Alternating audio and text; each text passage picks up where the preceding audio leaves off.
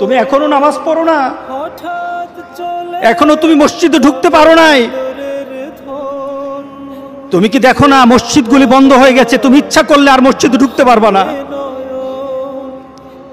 তুমি ইচ্ছা করলে আবার মসজিদে ঢুকতে পারবা না। দেখো না অনেক মসজিদ বন্ধ হয়ে গেছে। সুন্নতি আমল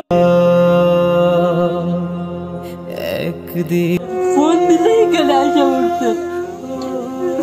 এই রুমটার মধ্যে বসে অনেক গল্প করছেন আমার আব্বুর সাথে। আমার আব্বু অনেক কিছু করছে। আমার আব্বুর অনেক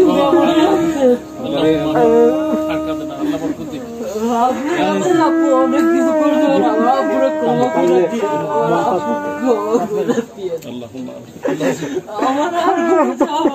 আমার গেলে আমার আব্বুর ক্ষমাটাই গেলে যাবো, আর কিচ্ছু আমার আব্বুকে ক্ষমা করে দেন। মুহিবুল্লাহ ভাই অনেক সময় অনেক কিছু বলছে আপনাকে, অনেক সময় আপনি চাইছেন কিন্তু আব্বু তা করছে।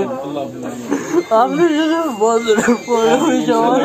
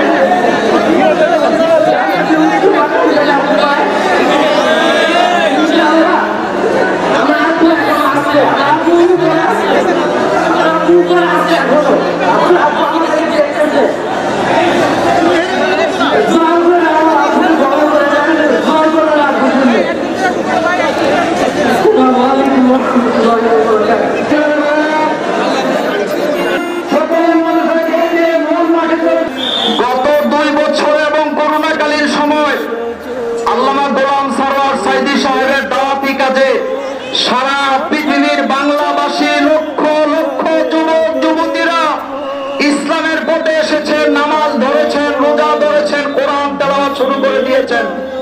সুতরাং আজকের এই জানাজায় বক্তব্য নয়, দোয়া করছি আল্লাহ আপনি দয়া করে আমাদের প্রিয় গোলাম সরওয়ার সাইদী সাহেবকে মাফ করে দেন, তার কবরটাকে আপনি জান্নাতের বাগান বানিয়ে দেন।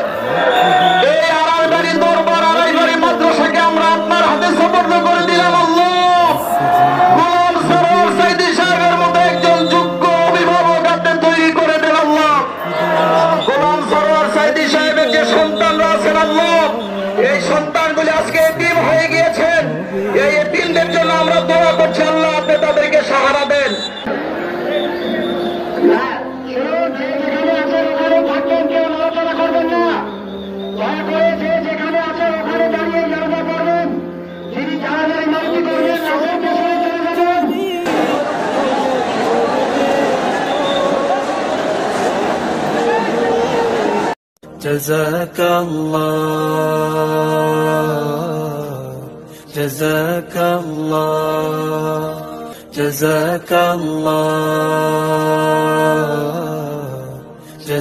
Jazakallah